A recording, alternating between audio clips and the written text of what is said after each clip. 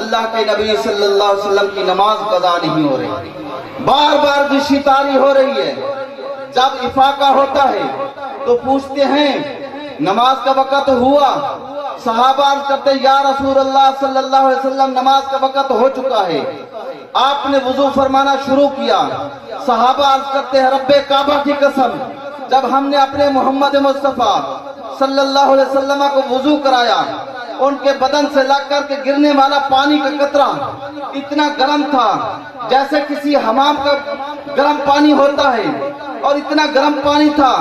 ہم محسوس کر رہے تھے کہ جسم سے لگنے والا پانی اتنا گرم ہے تو اندر کتنی تپش ہوگی۔ اللہ کے محبوب صلی اللہ علیہ وسلم نے وضو فرمایا،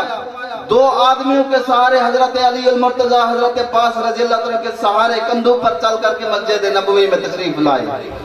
اور نماز عطا فرمائی۔